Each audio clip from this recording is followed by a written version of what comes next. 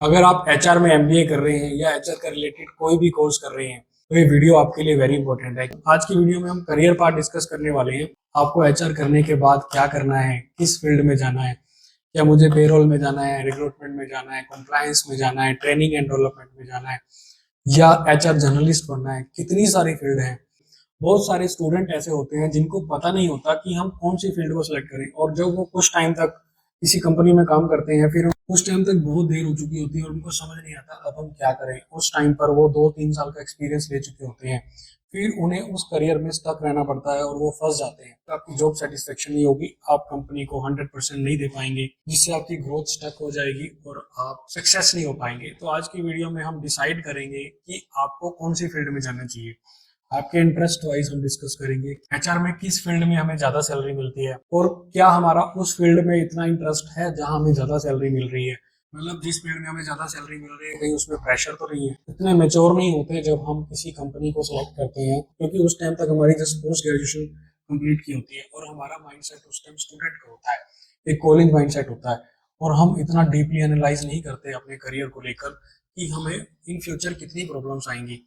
तो आज की वीडियो में हम करियर पार्ट डिस्कस करेंगे। और आज जो मैं आपको डिस्कस करने वाला हूँ, ऐसी वीडियो आपको पूरे यूट्यूब पर नहीं मिलने वाली जो आपको एचआर में फर्दर करियर पाथ होता है। हाँ, आपको जरूर बता देंगे कि आपको एमबीए एचआर करनी चाहिए, बट एचआर करने के बाद क्या क्या पता जब आप ज्वाइन कर लो कुछ टाइम बाद आपको लगे कि यार मैं रिक्रूटमेंट में फंस चुका हूँ।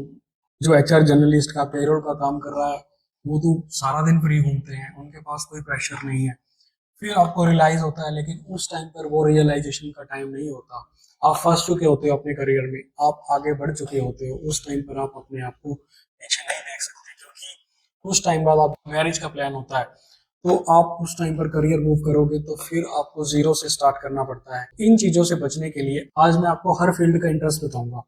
फिर आप उस इंटरेस्ट के अकॉर्डिंग अपनी फील्ड को मैच कर लेना और जज करना कि कौन सी फील्ड में हमें जाना चाहिए। हर फील्ड का मैं आपको जेन्युइन एडवाइस दूंगा। फिर आपको डिसाइड करना है कि इंटरेस्ट किस में है।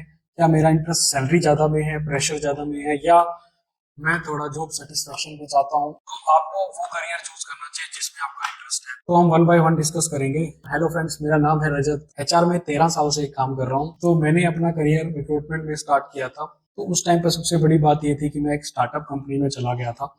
मेरी ज्वाइनिंग हो गई थी, तो वहां पर मैंने सब कुछ सीखा, रिक्रूटमेंट भी सीखी, पेरोल भी सीखा, कॉम्प्लायंस भी सीखा, एक जर्नलिस्ट का पार्ट भी देखा।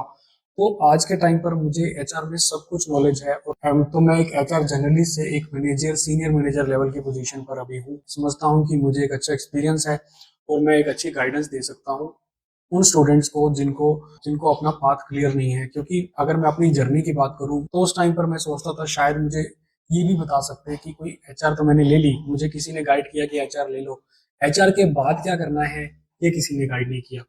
तो आज की वीडियो में हम वही डिस्कस करेंगे। बहुत इंपॉर्टेंट वीडियो है, बहुत सीरियस वीडियो है, और ये शेयर भी करना सभी फ्रेंड्स के साथ जो भी एचआर में है, अपने कॉलेज में शेयर करना, ताकि एक कॉलेज में भी अवेयरनेस हो, उनको बताया जाए कि आपको एचआर के बाद किस फील्ड में जाना चाहिए। क्योंकि कॉलेज में सबको पता होता है, कॉलेज में आपको टीचर को आपके इंटरेस्ट के बारे में पता होता है, बट वहां पर इतना नहीं सिखाया जाता। वहां पर सिर्फ एक बुकिश नॉलेज दी जाती है। जैसे ही आप अपनी एमबीए कंप्लीट करते हो एचआर में, आपके सामने बहुत सारी अपॉर्चुनिटीज दिखती हैं आपको, बट आपको गाइड करने वाला कोई नहीं होता कि मैं कहाँ जाऊँ। उस टाइम पर गाइडेंस की बहुत नीड होती है। तो ये वीडियो वेरी इंपॉर्टेंट है, इसको सेव कर लेना। सबसे पहले हम एचआर के मेन कोर की बात करते हैं, जो रिक्रूटमेंट। रिक्रूटमेंट के बिना कंपनी का कोई एग्जिस्टेंस नहीं है। जब तक कंपनी में रिक्रूटमेंट नहीं होगी तो कंपनी नहीं चल सकती। एचआर का मेन सबसे सब डिपार्टमेंट आ जाता है रिक्रूटमेंट। रिक्रूटमेंट में लोग क्या करते हैं, रिक्रूटमेंट में कैंडिडेट को सोर्स किया जाता है। मतलब कैंडिडेट सोर्स हम कहाँ से करते हैं, बहुत सारे जॉब पोर्टल्स होते हैं जैसे लिंक्डइन, नौकरी.com, शाइन.com, और भी बहुत सारे प्लेटफॉर्म होते हैं। तो इनमें हम कैंडिडेट को सर्च करते हैं। कैंडिडेट का डाटाबेस हमें यहाँ से मिलता है। उसके बाद जब हम डाटाबेस मैच कर लेते हैं जॉब डिस्क्रिप्शन के अकॉर्डिंग, हम उनमें से कैंडिडेट सेलेक्ट कर लेते हैं जो भी जॉब डिस्क्रिप्शन से मैच करते हैं। फिर हम उन कैंडिडेट्स को वन बाय वन कॉल करते हैं। कोल्ड कॉलिंग होती है। ध्यान से सुनना, तो इसमें आपको पता चल जाएगा कि क्या आप कॉलिंग कर सकते हो इतनी। अगर आपको आपके सामने 2-3 पोजीशन ओपन है, आपको मिनिमम 50 से 100 कॉल करनी पड़ेगी। ये बिल्कुल मिनिमम बोल रहा हूँ, एक छोटी कंपनी की बात कर रहा हूँ। 50 से 100, अगर आप बड़ी कंपनी में जा रहे हो तो और भी ज्यादा कॉल्स कर सकते हैं। तो क्या आप दिन में इतनी सारी कॉल्स कर सकते हैं? फिर कोर्स करने के बाद एक डेडलाइन दी जाती है कि हमें ये कैंडिडेट, हमें कंपनी में ये पर्सन 1 मंथ के अंदर या 15 दिन के अंदर चाहिए होता है। फिर आपके सामने डेडलाइन बन जाती है कि मुझे 15 दिन के अंदर बंदा सेलेक्ट कर देना है, तो उससे माइंड में टेंशन क्रिएट होती है। कई बार आप अपने लंच टाइम पर भी कॉल कर रहे होते हो क्योंकि प्रेशर होता है, आपको पोजीशन को क्लोज करना होता है। बट सबसे बड़ी बात इसमें ये है कि अगर आप पोजीशन को क्लोज करते हो, टेंशन में लेके काम नहीं करते हो, तो इसमें आपको पर पोजीशन पर हायरिंग के आपको इंसेंटिव मिलता है। तो जो जो लोग अच्छी सैलरी चाहते हैं कि मेरा एक अच्छी सैलरी हो, तो आप रिक्रूटमेंट फील्ड में जाइए, तो आपको इसमें एक अच्छा पैकेज मिलेगा। पैकेज कैसे बनेगा? आपकी तो सैलरी होगी, वो फिक्स सैलरी होगी, बट आपको जो इंसेंटिव मिलेंगे पर पोजीशन पर, चाहे वो एक ट्रेनी लेवल का बंदा ज्वाइन करा रहे हो तो उसमें आपको कम इंसेंटिव मिलेंगे। जितने भी सीनियोरिटी पोजीशन आप हायरिंग कराओगे उतने ही ज्यादा आपको इसमें इंसेंटिव मिलता है। तो इसमें अगर आपको सैलरी ज़्यादा चाहिए, आपको पेमेंट ज़्यादा चाहिए, तो आपके लिए रिक्रूटमेंट डिपार्टमेंट बहुत अच्छा है। बट इसमें आपको ध्यान रखना है कि आपका जो माइंडसेट है वो सेल्स पॉइंट ऑफ व्यू से होना चाहिए। मतलब आपको एक बंदे को बात करनी है, उसको कन्विंस करना है अपनी कंपनी में लाने को। अगर वो कंपनी में आपके आने को तैयार हो जाता है, फिर आपके अंदर नेगोशिएशन स्किल होनी चाहिए। इसमें जो बेसिकली स्किल्स चाहिए, आपकी कम्युनिकेशन बहुत अच्छी होनी चाहिए, एक कन्विंसिंग स्किल होनी चाहिए, और आपके अंदर नेगोशिएशन स्किल होनी चाहिए। जब आपकी कंपनी एक बंदे को सिलेक्ट कर लेती है और हर बंदे का एक बजट होता है कि हम इस बजट में इसको हायर करेंगे, तो आपको उस कैंडिडेट को कन्विंस करना पड़ता है, नेगोशिएट करना पड़ता है कि हम आपको इतनी सैलरी ऑफर कर सकते हैं। अगर वो बंदा हाँ कर देता है तो आपके लिए एक बहुत अच्छी अपॉर्चुनिटी है। अगर वही बंदा मना कर देगा तो आपका फिर से वही प्रोसेस शुरू हो जाता है, कॉलिंग करना, ढूंढना, कैंडिडेट को ढूंढना, कॉलिंग करना, एक्सेट्रा। फिर से वही प्रेशर शुरू, फिर से वही टाइमलाइन जो आपको 15 दिन की मिली थी, सपोज आपने पहला कैंडिडेट 5 दिन में दे दिया, तो आपके पास 10 दिन और रह जाते हैं उस कैंडिडेट को ढूंढने के लिए, फिर से आपको प्रेशर होता है। तो ये चीजें अगर आप प्रेशर ले सकते हो, आपका सेल्स माइंडसेट है, और आप एक प्रेशराइज इन्वायरमेंट में जॉब कर सकते हो, तो ये जॉब आपके लिए बहुत अच्छी है। तो इसमें मैंने आपको क्लियर किया कि आपकी स्किल्स क्या क्या होनी चाहिए। तो अगर आप प्रेशर भी ले सकते हो और ज्यादा पैसा भी कमाना चाहते हो, तो रिक्रूटमेंट आपके लिए बेस्ट फील्ड है। बट आपकी कम्युनिकेशन स्किल अच्छी होनी चाहिए, आपकी नेगोशिएशन स्किल अच्छी होनी चाहिए, और कन्विंसिंग पावर अच्छी होनी चाहिए। तब आप गुड टू गो हो रिक्रूटमेंट फील्ड के लिए। तो ये बेस्ट डिपार्टमेंट है अगर आप ज्यादा पैसा कमाना चाहते हो। तो ये चीज भी अपने माइंड में रखना कि सेम काम आपको रोज करना पड़ेगा, टारगेट्स भी होंगे, प्रेशर भी होगा, बट पैसा अच्छा मिलेगा। तो अगर आप इस माइंडसेट के बंदे हो तो आप रिक्रूटमेंट में जा सकते हो। तो इसमें आपकी परफॉर्मेंस जज होगी, आपकी हायरिंग के बेस पर होगी, मतलब आपने एक साल में कितनी हायरिंग करवाई, उसके बेस पर आपका परफॉर्मेंस डिसाइड होगा। तो ये सब चीजें सोच कर चलना अगर आप रिक्रूटमेंट फील्ड में जा रहे हो। नेक्स्ट हम बात करते हैं पेरोल एंड कंप्लायंस की। ये एक थोड़ा सा कम प्रेशराइज वाला डिपार्टमेंट है एज कम्पेयर टू रिक्रूटमेंट। इसमें काम की वैरायटी थोड़ी ज्यादा है रिक्रूटमेंट से। इसमें आपको लीव मेंटेन करना, अटेंडेंस मेंटेन करना, इसमें लीव ट्रैक करना, कंप्लायंस देखना, PF, ESI, professional tax, TDS वगैरह चेक करना, ये सब आपको पेरोल के बारे में नॉलेज होनी चाहिए कि सैलरी कैसे बनती है। आपको बेसिक निकालना आना चाहिए, एचआरए निकालना आना चाहिए। अगर आप कंप्लायंस में जाना चाहते हो, पेरोल कंप्लायंस में जाना चाहते हो, तो मैंने इसकी पूरी सीरीज बना रखी है वीडियो की।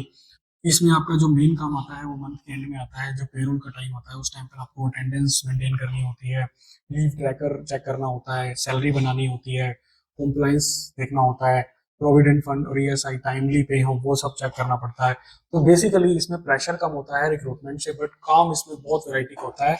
इससे आप बोर नहीं होते, इसमें आप नंबर से खेलते हो। अगर आपको एक्सेल पसंद है, नंबर्स पसंद है, यू लव दैट, तो ये फील्ड बहुत अच्छी है। अगर आप इंटरव्यू देने जा रहे हो पेरोल स्पेशलिस्ट का, तो पेरोल कंप्लायंस की अच्छी नॉलेज लेकर जाना, जिसमें आपको पता हो पीएफ ईएसआई कैसे कैलकुलेट करते हैं, कौन कौन से फॉर्मूलाज यूज होते हैं, कितने परसेंट पीएफ ईएसआई डिडक्ट होता है, लीव ट्रैकर हम कैसे मेंटेन करते हैं, अटेंडेंस कैसे मेंटेन करते हैं। तो ये सब आपको पता होना चाहिए। इसके रिगार्डिंग मैंने एक पूरी सीरीज बना रखी है, आप उसको चेक कर सकते हैं, जिसमें मैंने पीएफ ईएसआई के बारे में समझा रखा है। पूरा प्लेलिस्ट का मैं लिंक यहाँ पर अटैच कर दूंगा, तो आप उसको चेक कर लेना इस वीडियो के एंड में, तो उसको अच्छे से समझ कर जाना। मेरी ये फेवरेट फील्ड है, और इसके रिगार्डिंग मैंने बहुत सारे ट्यूटोरियल भी बनाए हैं, तो आप इसको चेकआउट कर सकते हो, अच्छे से सीख कर जाना। अगर आप प्रॉपर मेरी वीडियो देख कर जा रहे हो, प्लेलिस्ट चेक कर कर जा रहे हो, तो आपकी सिलेक्शन पक्की है। मैंने इसमें पूरा डीपली समझाया है। एक कैंडिडेट अगर ये सब कुछ सीख कर जाए तो वो एक प्रो लेवल कैंडिडेट दिखता है फ्रेशर्स में, और उसकी सिलेक्शन के चांसेस बढ़ जाते हैं, और उसकी सैलरी भी अच्छी मिलती है। तो इसमें इंटरेस्ट की बात करें तो इसमें अगर आप कम बोलने वाले बंदे हो, अपने काम से काम रखते हो, तो ये फील्ड आपके लिए है, क्योंकि आप इस फील्ड में बिजी भी रहोगे और आपके लिए लॉन्ग टर्म ग्रोथ के भी चांसेस हैं। रिक्रूटमेंट में अगर आप टारगेट पूरे नहीं कर रहे तो कंपनी आपको निकाल सकती है। बट अगर पेरोल स्पेशलिस्ट हो, अच्छा एक्सेल जानते हो और अच्छी नॉलेज रखते हो पेरोल की, कंप्लायंस की, तो यहाँ पर आपकी पोजीशन सिक्योर हो जाती है, आप यहाँ पर एज ए गवर्नमेंट एम्प्लॉय की तरह काम करते हो और आपकी एक जॉब सिक्योरिटी भी बन जाती है और स्टेबिलिटी बन जाती है और आपके ग्रोथ के चांसेस भी बढ़ जाते हैं। तो पेरोल स्पेशलिस्ट उन लोगों के लिए बहुत अच्छी है जो कम बोलते हैं और स्टेबिलिटी चाहते हैं अपनी लाइफ में। तो आप चाहते हो कि मेरी एक स्टेबल जॉब हो, मुझे ज्यादा प्रेशर भी ना हो, तो ये जॉब आपके लिए है। इसमें थोड़ा बहुत स्ट्रेस आता है जब सैलरी का टाइम आता है, इसमें आपको चेक करना होता है कि अननेसेसरी किसी की सैलरी ना कटे। अगर किसी की सैलरी कट गई तो आप उसके रिस्पॉन्सिबल होते हो, आपको उसे जवाब देना पड़ता है। तो थोड़ी सी नेगोशिएशन स्किल आपको आनी चाहिए, ताकि आप किसी की सैलरी काट रहे हो तो रीजन आपको पता हो, तो थोड़ी सी कन्वर्सेशन आपको आनी चाहिए। बट ऑन एन एवरेज एक बहुत अच्छी फील्ड है पेरोल स्पेशलिस्ट की, कंप्लायंस की, जिसमें आप अपना करियर देख सकते हैं।